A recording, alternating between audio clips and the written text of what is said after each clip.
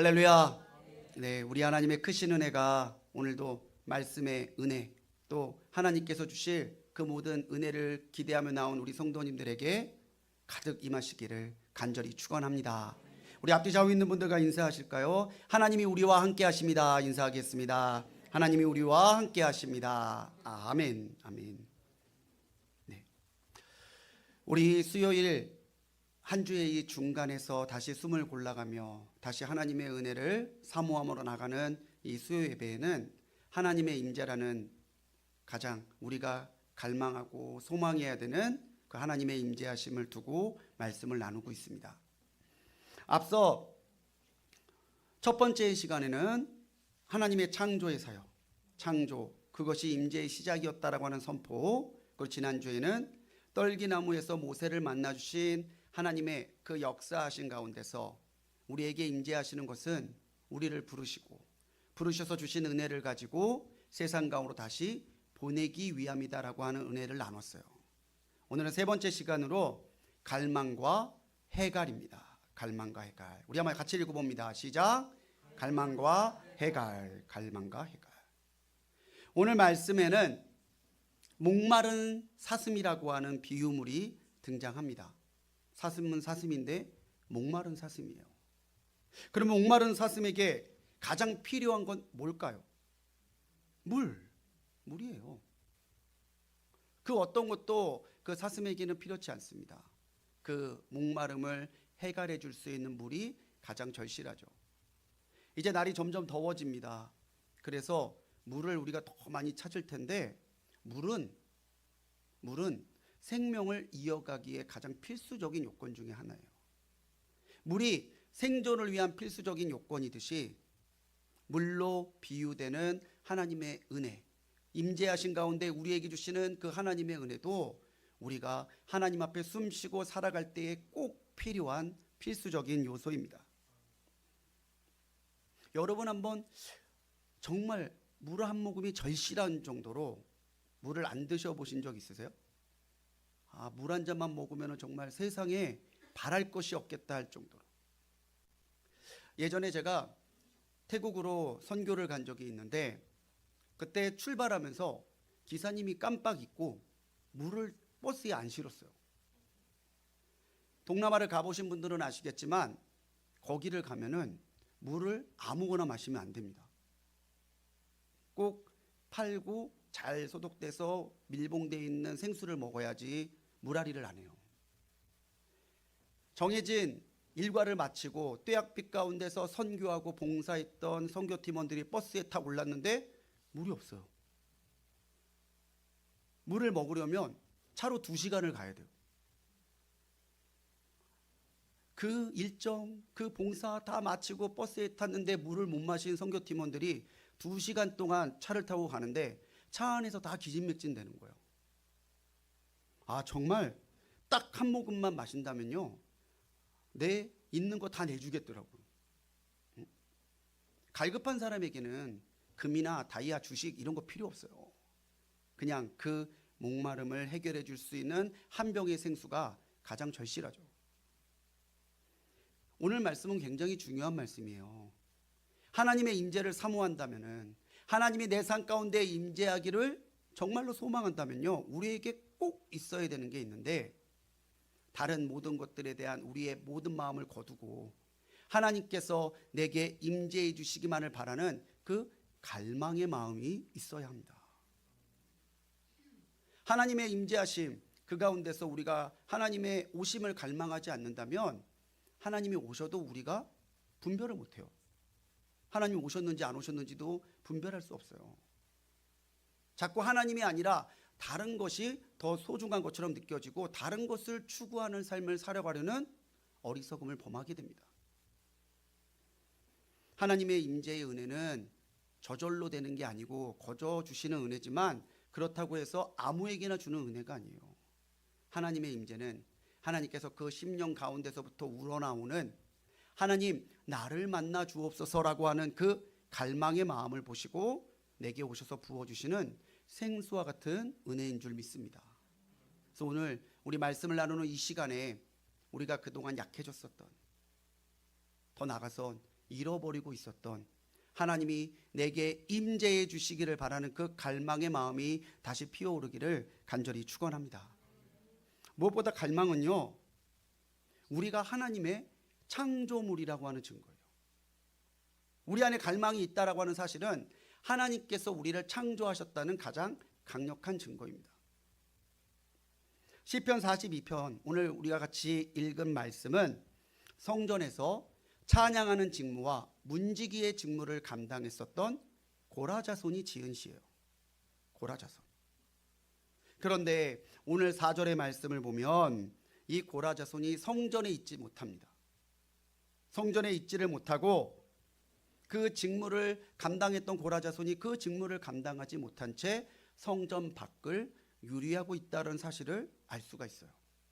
그래서 학자들은 이 42편의 시가 바벨론의 포로로 끌려갔을 때 그때 지어진 시라고 추정하는 학자들도 있고, 다윗이 압살롬의 반란을 피해서 도망할 때 왕을 보좌하기 위해서 성전을 같이 떠나왔던 고라자손이 지었을 것이다라고 추정하는 학자들도 있어요.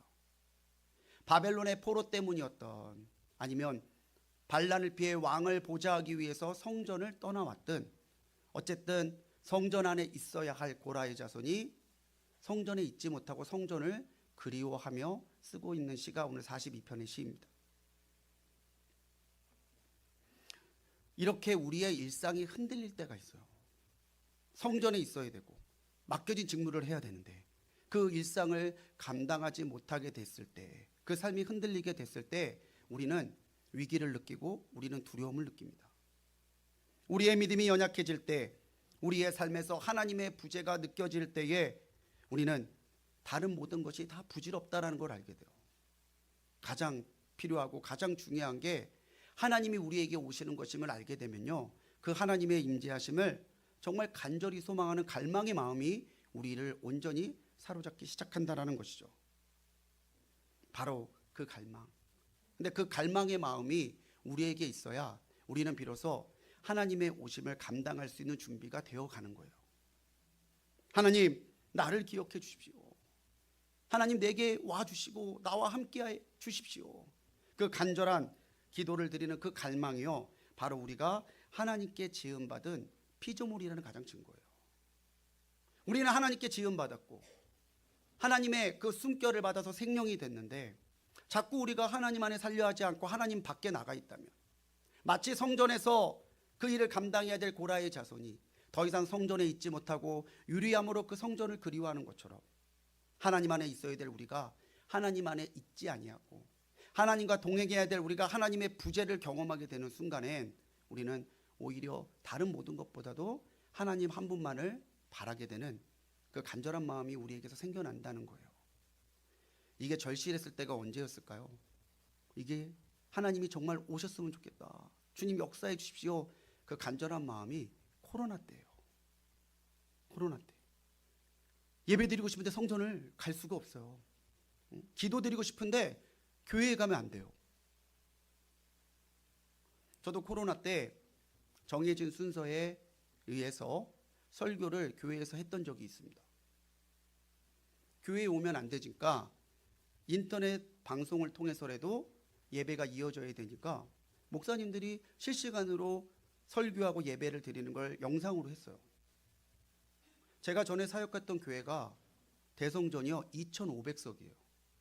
2,500석. 근데 그 2,500석에 저하고 방송질의 목사님하고 전도사님 세 분에서 4명만 딱 있는 거예요. 딱.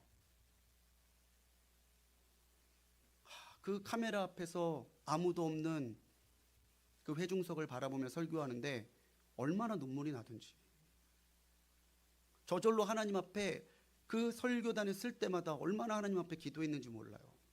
하나님, 제발 이 코로나가 지나가게 하옵소서. 이 예배의 자리를 사모하는 성도들이 다시 이 예배의 자리에서 마음껏 예배하고 하나님을 찬송하고 영광 돌리게 하옵소서. 그 기도밖에 안 나오더라고요. 그 기도밖에.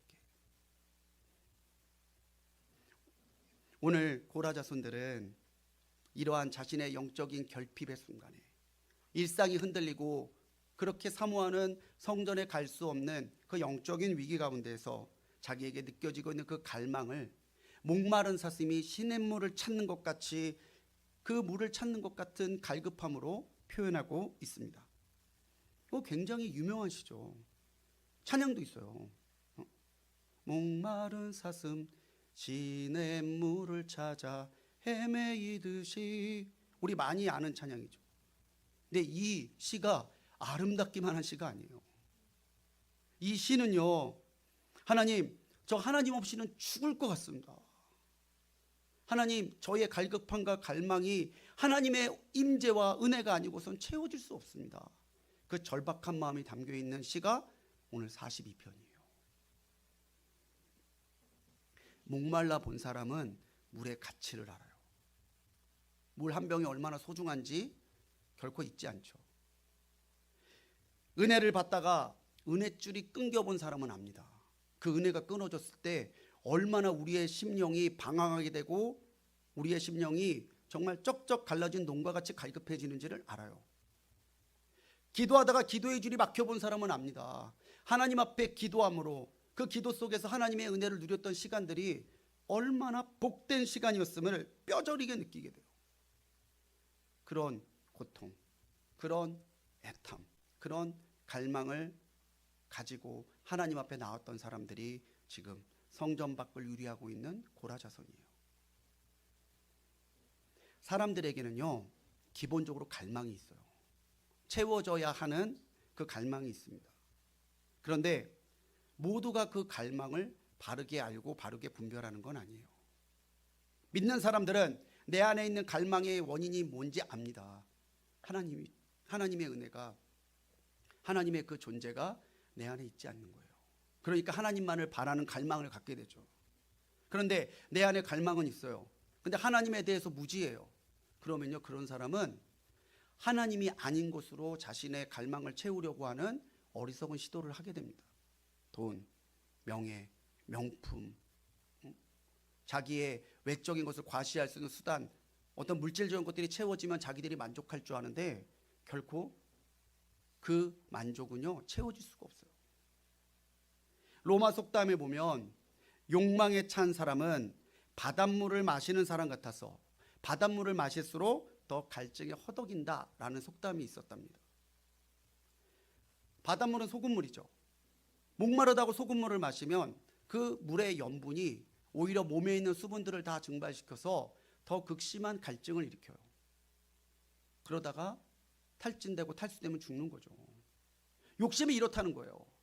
소금을 마신 것처럼 채우면 만족할 줄 알았는데 채워지면 더 많은 것을 바라게 되고 거기에 만족함과 감사함을 잃어버려요. 갈망은 있는데 하나님이 주시는 은혜로 채워지지 않으니 헛된 것으로 채우려고 하는 갈망이 마치 바닷물을 마시는 것과 같다라는 거죠. 그런 사람은 결국 욕망에 끌려다니는 인생으로 전락하고 말 뿐입니다. 몇 해 전에 한 권사님이 저한테 신방을 요청하셨어요. 목사님, 우리 아들 가정에 좀 가셔서 예배 좀 드려주세요. 예, 그래요. 가죠. 갔는데 청담동이에요. 청담동. 전 청담동 아파트가 그렇게 좋은지 몰랐어요. 벌써 들어가는 입구에서부터 사람을 압도하더라고요. 엘리베이터도 그냥 못 타요. 거기 보안하시는 분이 카드 대줘야 엘리베이터가 올라가는 거예요. 몇 층 가십니까? 몇 층이요? 무슨 이유요? 교회에서 신방 왔어요. 띡 대줘야 올라가는 거예요. 겉에도 그런데 안은 더 으리으리한 거예요. 딱 문 열고 들어갔는데 이제 그 집 아드님과 며느님이 기다리고 있다 저를 맞아서 인사해 주시는데 며느님 얼굴에 딱 써 있어요. 신방 받고 싶지 않음. 짧게 끝내주면 고맙겠음. 얼굴에 써 있어요. 근데 신방 드리러 갔는데 안 할 수는 없잖아요. 모르는 척하고 예배 드리고 예배 드린 후에 준비한 다가를 나누고 있는데 저는 또 이제 분위기를 바꿔보겠다고 며느님한테 역시 왜 사람들이 청담동이라는지 알겠어요. 아파트가 너무 좋아요. 너무 좋습니다. 그랬더니 그 며느님이 피식 웃더니 하는 말이 목사님, 저희 형님은 60평 살아요. 할 말이 없더라고. 그 아파트 충분히 좋은 아파트인데 그 아파트에 살면서도 채워짐이 없고 감사함이 없어요. 그럼 그런 분이 60평 살면은 만족할까요? 아니요. 100평을 가지고 불평할걸요?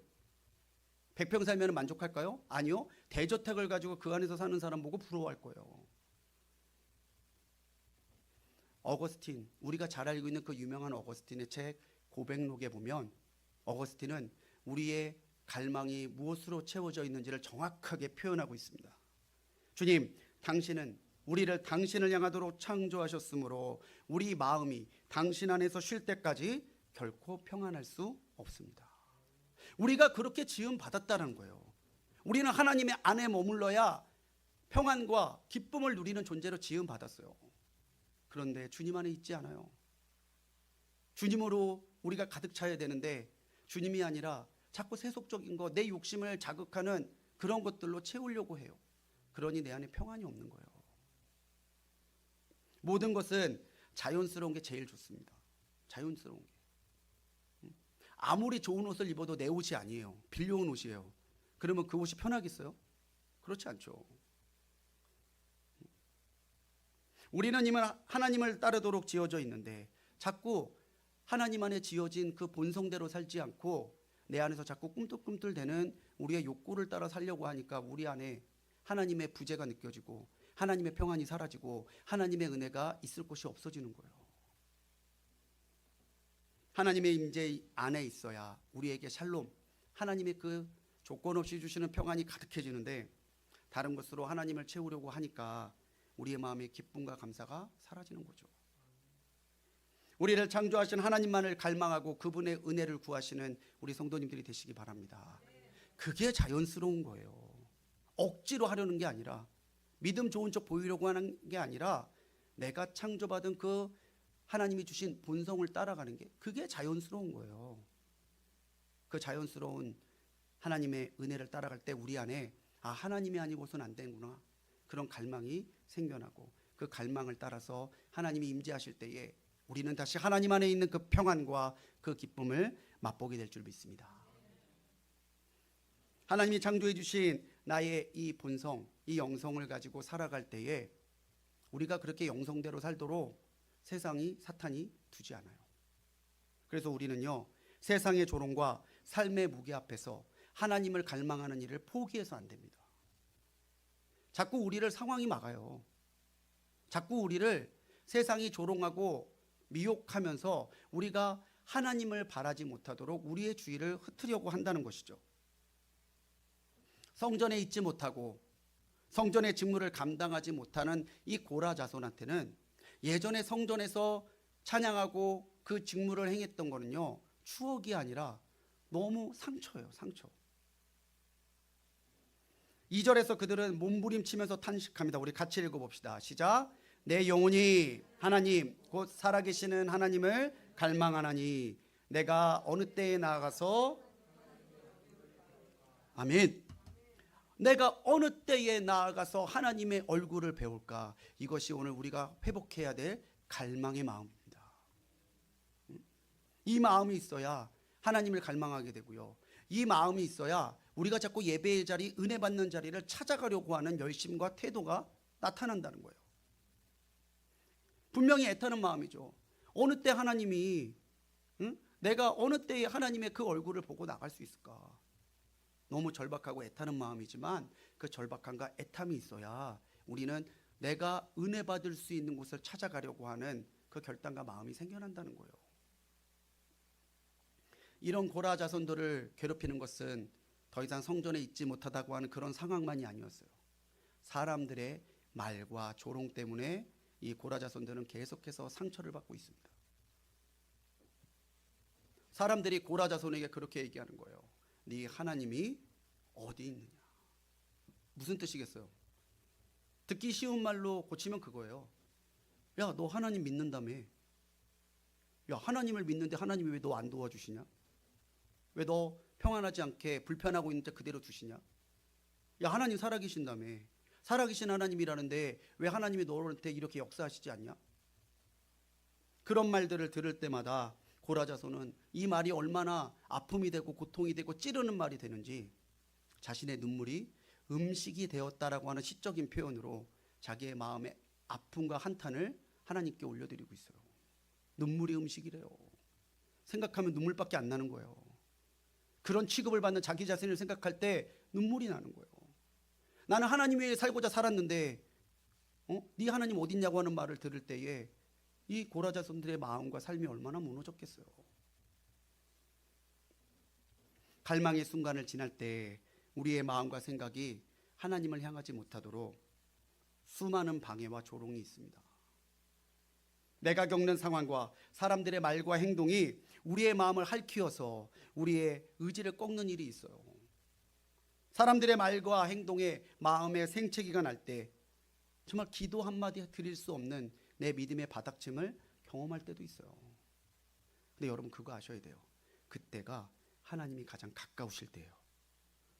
내가 갈급할 때가 하나님이 나를 만져주시고 치유해주시고 붙들어주시려고 내게 가까이 오고 있는 순간이라고 하는 생각을 여러분 바꾸시기 바랍니다. 그 생각으로 바꾸시기 바랍니다. 사람들이 내게 하는 말이 그렇게 써 있잖아요. 사람들이 내게 하는 말이. 사람의 말에 귀를 기울일 때 우리는 고라 자손이 느꼈던 그 상실감과 두려움을 느껴요. 사람의 말을 들을 때마다. 우리가 알아야 되는 건요, 우리가 귀 기울여야 되는 말씀은 사람들의 말이 아니에요. 사람들이 내게 하는 말이 그게 아니라 하나님이 내게 하시는 말씀이에요.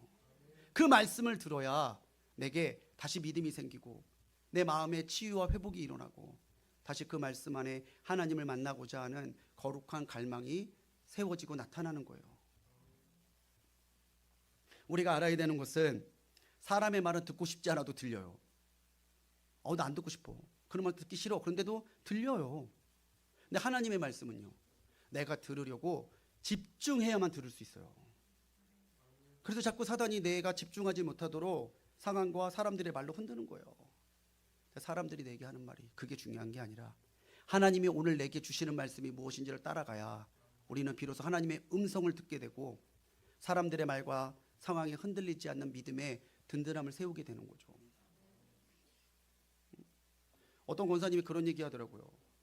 자기 남편이 결혼했더니 자기 말을 하나도 안 듣는데요. 결혼 전에는 자기가 뭐라고 얘기하면 뭐 해줄까 뭐 해줄까 이러다가 결혼하고 났더니 바로 옆에서 얘기하는데도 못 듣는데요. 그런데 자기에 대해서 욕하는 건 기가 막히게 듣는데 옆방에서 글쎄 니네 아빠는 그렇다? 애한테 얘기하면 안방에서 남편이 그런데요. 다 들린다 그런데 안 좋은 얘기 사람 듣는 얘기는 듣고 싶지 않아도 들려요. 근데 하나님의 말씀은요, 듣고자 하는 사람이 들을 수 있어요. 우리가 사람의 하는 말, 그 말 때문에 상처받아 하고 환경 때문에 하나님 앞에 그 은혜를 잃어버린 채 방황하는 그 자리는요, 우리의 자리가 아니에요. 하나님이 원하시는 자리가 아니에요. 하나님은 우리가 하나님의 부재와 하나님의 침묵 속에서 괴로워할 때 멀리 계신 것이 아니라 가까이에서 함께 괴로워하시면서 어서 빨리 그 자리를 벗어나서 하나님의 말씀을 듣는 자리로, 하나님의 은혜를 받는 자리로 나오기를 원하십니다. 우리 첫 시간에 제가 말씀드렸잖아요. 하나님 내게 임재해 주십시오. 우리가 바라는 그 간절함보다도 하나님이 내게 오고 싶어 하시는 그 하나님의 마음이 더 간절해요.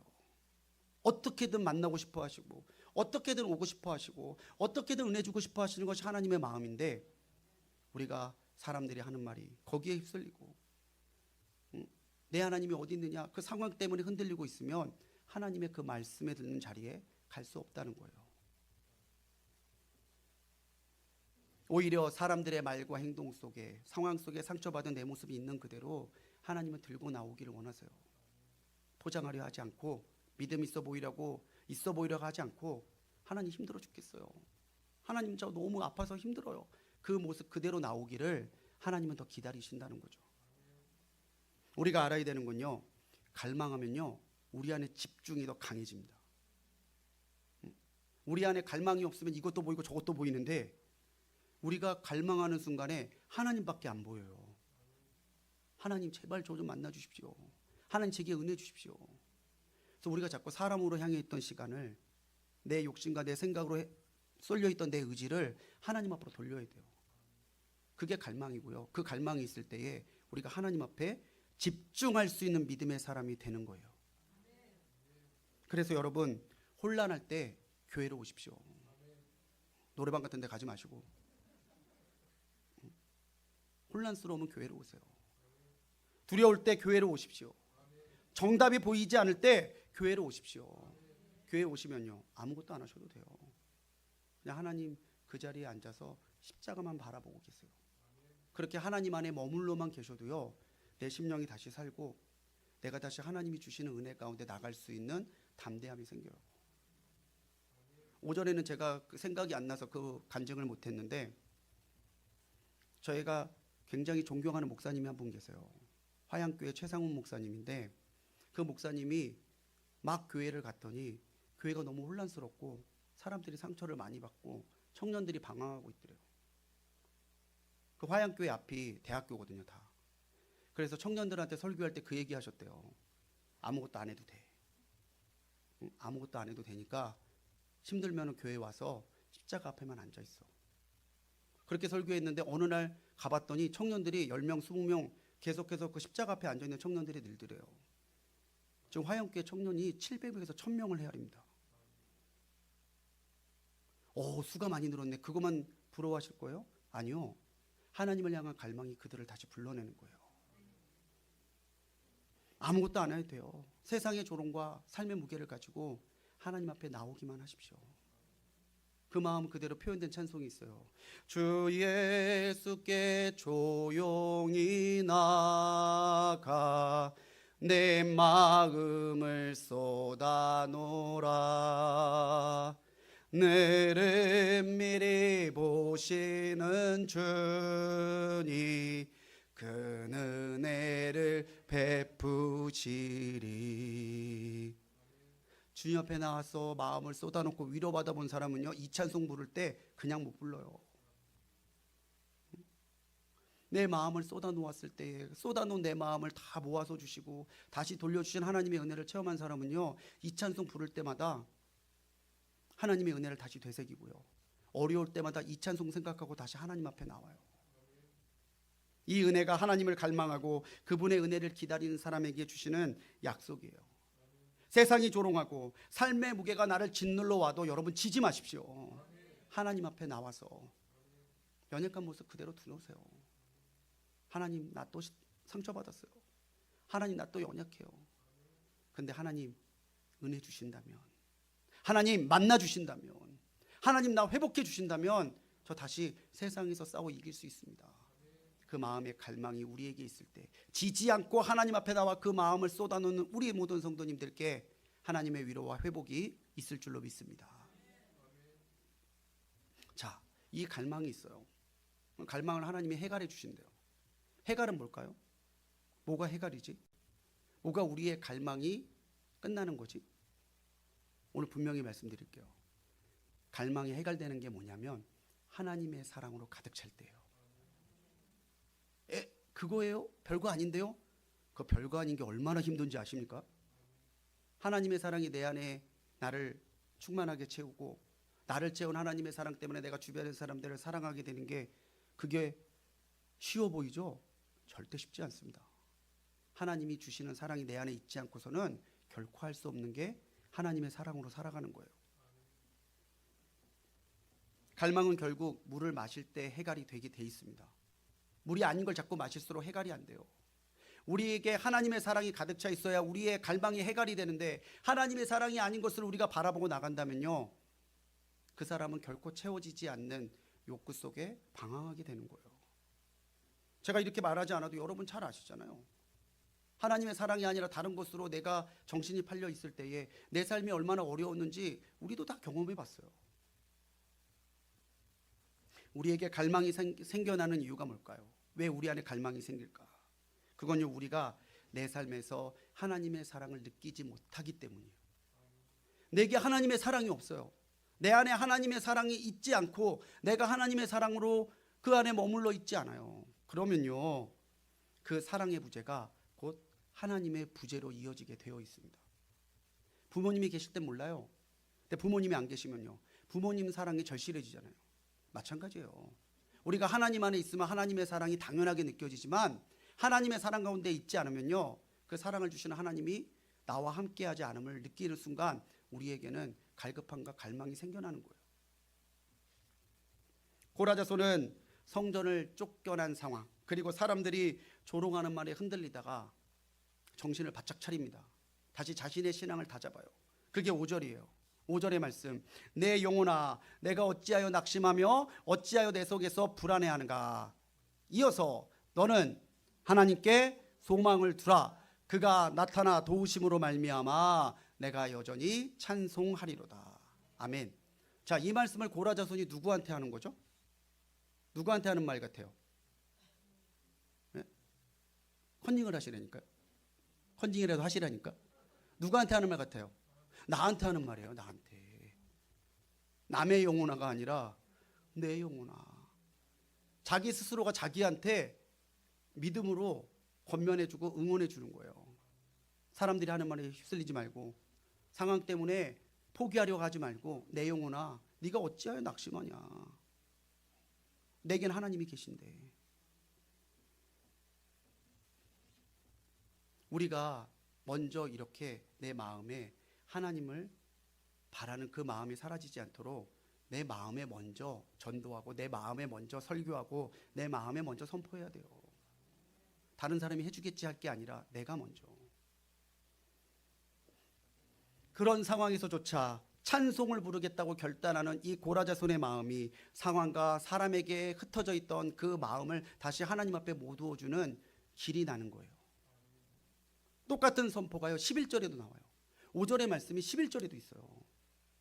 계속해서 자신의 아픔과 상처를 얘기하지만 거기서 끝나는 게 아니고, 아니야 너 그러면 안 돼.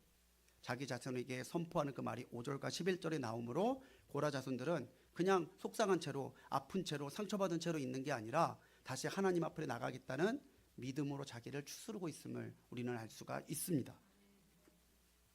그렇기 때문에 이 찬송은요 하나님이 하신 일에 대한 감사예요. 그래도 여기까지 하나님이 인도하셨는데 감사. 하나님이 하신 것에 감사하면요 하나님이 하실 것을 기대하며 찬송하게 돼요. 그래서 우리의 찬송이 끊어지 않아야 되는 거예요. 하나님 내게 이렇게 하셨음을 감사합니다. 감사의 찬양. 그리고 다시 하나님이 더 이루실 것을 바라보면서 기대함으로 드리는 찬양이 있을 때에 우리의 영혼이 흔들리거나 무너지지 않고 다시 하나님 앞에 바로 서는 뚝심을 얻게 되는 거예요.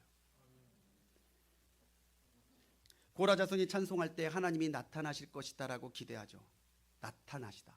이 말이 히브리어로 파님이라는 단어를 쓰는데, 파님이요 얼굴이라는 뜻이에요. 그러니까 나타난다는 게 뭐예요? 하나님과 얼굴을 맞대는 거예요. 하나님의 부재 속에서 찬송하고 하나님을 오심을 간절히 구했더니 하나님이 오셔서 하나님과 얼굴을 대면하는 임재의 순간이 분명하게 올 것을 고라자손은 확신하고 있었다는 거예요. 여러분 오늘 이 자리에서 혹시 마음의 상처를 가지고, 기도의 문제를 가지고, 삶의 문제를 가지고 기도하시는 분이 있습니까? 오늘 그 분에게 그 갈망하는 마음에 하나님이 파님 얼굴을 대면해 주시는 은혜가 있기를 간절히 축원합니다. 잠언 8장 17절에서 잠언의 기자는 그렇게 얘기해요. 나를 사랑하는 자들이 나의 사랑을 입으며 나를 간절히 찾는 자가 나를 만날 것이니라. 누가 하나님의 사랑을 입어요? 하나님을 사랑하는 사람이요. 누가 하나님을 만나요? 하나님을 간절히 찾는 사람. 그냥 찾는 사람이 아니라 간절히 만나고야 말리라. 하나님이 만나 주시리라 믿는다는 그 믿음만을 가지고 사는 그 간절히 하나님을 찾는 사람이 하나님을 만나는 은혜를 누리게 되는 거죠. 해갈의 비결이 여기에 있어요. 내게 하나님의 사랑이 흘러 들어오는 거예요. 내게 하나님의 사랑이 채워지는 거예요. 그러면요 내가 용서하지 못했던 사람도 용납하게 돼요. 내게 하나님의 사랑이 있잖아요. 나는 못했던 섬김을 할 수 있어요. 내게 하나님의 사랑이 있잖아요. 어려운 가운데서도 하나님이 나를 놓지 않을 거다라는 믿음과 기대가 결코 없어지지 않아요. 그래서 우리가 주의해야 돼요. 마치 깨진 틈으로 물이 새듯이 내가 하나님 앞에 온전히 서 있지 않아서 하나님의 사랑이 나도 모르는 새에 빠져나가고 있는 건 아닌지 늘 깨어서 성찰해야 되는 이유가 여기에 있어요. 위대한 영국의 설교자였던 마틴 로이드 존스 목사님이 있으십니다. 저도 굉장히 존경하는 목사님이고 이분의 책을 참 많이 읽었는데, 그분이 영적 침체를 이기라, 그분이 쓰신 책에 뭐라고 기록을 했냐면, 우울할 때 당신의 감정에 귀를 기울이지 말고 당신의 영혼에게 설교하십시오. 하나님의 약속을 내 영혼에 선포할 때 침체를 이길 것입니다. 그렇게 썼어요. 우울할 때 감정이 지지 말라는 거예요. 자꾸 비련의 여주인공이 되려고 하지 마세요. 자꾸 감정에 휩쓸려서 살지 말고 그때의 고라자손처럼 딱 내 심령을 잡아야 돼요. 그래서 내 영혼에게 내가 설교해야 되는 거죠. 야, 하나님이 여기까지 베풀어 주신 은혜가 있는데 너 하나님 놓칠 거야? 하나님이 이렇게 베풀어 주셨는데 여기까지 하시겠어? 하나님이 앞으로 더 좋은 거 주시지 않겠어? 그러니까 힘내. 내가 내 자신한테 선포하는 믿음으로 살 때에 우리가 영적인 침체를 이겨가는 믿음을 하나님 앞에 허락받는다는 사실입니다. 사랑하는 우리 성도님들, 하나님의 사랑으로 가득 차기를 구하십시오. 다른 거 구하지 않고 하나님의 사랑 가운데서 그 사랑을 바라며 나갈 때 하나님이 사랑을 부어주시고 사랑으로 충만케 하시고 나를 충만하게 채운 그 사랑으로 다른 이들에게 그 사랑을 나눠주는 믿음의 사람으로 변화시켜 주실 줄 믿습니다. 이제 말씀을 정리합니다. 2세기의 초대교회 교인들이 하나님 앞에 반복해서 드렸던 짧은 기도문이 있어요. 퀴리에 일레이손. 헬라어로 퀴리에 일레이손, 주님 긍휼히 여겨 주십시오라는 뜻이에요.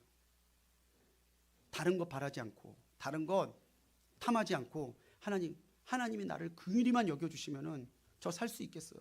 저 할 수 있겠어요. 이 짧은 기도문을 외우면서 초대교회 교인들은 순교의 자리에서도 주님을 부인하지 않았고 내게 주신 일에 최선을 다해서 그 사명을 감당해 갖고 교회를 세워서 교회를 오늘 이 시간까지 이어지게 만드는 일에 자신을 온전히 드릴 수 있었다는 거예요. 한번 따라해 봅시다. 주님, 긍휼히 여기소서. 여러분, 이 기도문 하나만 마음에 새기고 가셔도요, 오늘 다시 하나님을 갈망하는 가운데 하나님을 만날 수 있는 은혜가 회복될 줄 믿습니다. 목마른 사슴이 시냇물을 찾듯이 하나님만을 구하십시오. 하나님 그 사랑을 내게 주시고 나를 가득 채워주시기를 기도하시기 바랍니다. 내가 있는 곳에서 찬송하며 계속해서 주님, 나의 하나님, 그 임재하여 주십시오. 그렇게 찬송하는 가운데 그분의 임재하심에 감사하고 그분의 임재하심을 기대하며 나갈 때에 하나님께서는 그 사람의 갈망을 해결하시고 그 사랑을 주심으로 인해서 하나님 안에서 만족하는 복된 삶을 살게 하실 줄 믿습니다. 그 해갈되는, 갈망이 해갈되는 그 복된 삶의 주인공이 우리 성도님들 되시기를 주님의 이름으로 간절히 축원합니다. 기도하시겠습니다.